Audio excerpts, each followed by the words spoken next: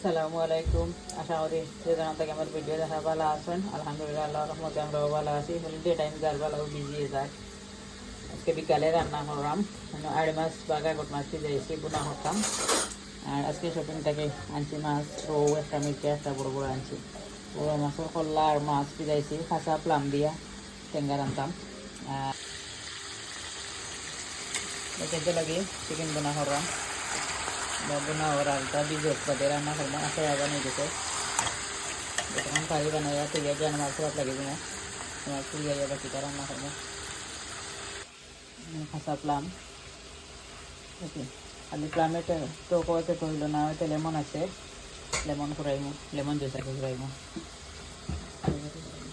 চিকেনও পরিমাণ মতো দুধ দিলাইছি, বাজে চিকেন আর সাইডে অ্যাড মাছ বয়ে দিছি, বাকি বাগার বয়ে দিছি। মাছ লবণ আর লেমন দিয়ে মাখায় রাখেছি, প্লেন করি আনলে মশলা কষি আনলে 3.5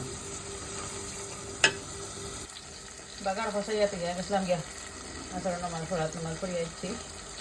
মাছ রাখছি, মশলা কষি গেছে গলা মতো। প্যাটানো গিয়া দেখলাম দোলা পাতার লগে আরও লাই পাতা 3 গেছে, গুণা নিয়ে দিলাম। হইলে পরে গুণা থাকি ওটা 2-3 ছুঁইয়া দিলাই ভালো লাগবে। চুলার লাইয়ের গাছ 2-3টা আসলে কিন্তু পাতা ছুঁইয়া আর না।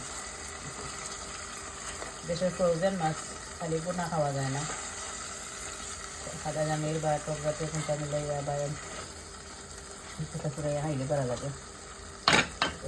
আর মাছ ফ্রোজেন আর চিকেন বোন হয়ে গেছে, আগে করে গেছি। খালি প্লামর টক রয়েছে এখন সুন্দর আছে, কিন্তু মাছও রয়েছে। আপনার বিজাল দিতে পারছি না, দুধ দিলাই এখন মাছ অনেক লাগিয়েছে না। আর মাছ বোন হয়ে গেছে। এখন খাঁচা প্লাম দিয়া টক রান্না করতাম, লগে লেমন দিব 2টা কাটিয়া রাখছি, পরে দিব রস বাকরিয়া। মাছও দইয়া প্লেন করিয়া ক্যালেন্ডারে রাখিছি। আর রসুন ফাঁচা করে ব্লেন্ড করছে করিয়া তো দিছি, সবটা রেডি, খালি বইতাম আন্ডিও রেডি। বিসমিল্লাহ, এখন ব্রাউন হয়ে গেছে।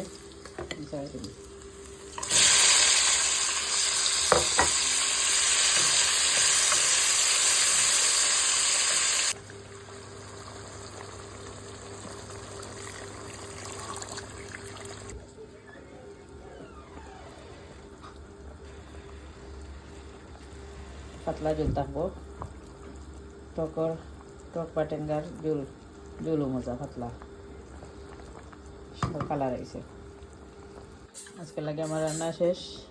আয়ের মাছ লাই পাতা দিয়া বোনার লাখান আছে, সামান্য পাতলা জল দিয়েছি। আর পেঁচের লাগে চিকেন বোনা করছি, এনে লাগে প্লাউমার টক রান্না করছি। আল্লাহ হাফিজ। ভিডিও ভালো লাগলে প্লিজ আমার সাপোর্ট করবা। আসসালামু আলাইকুম।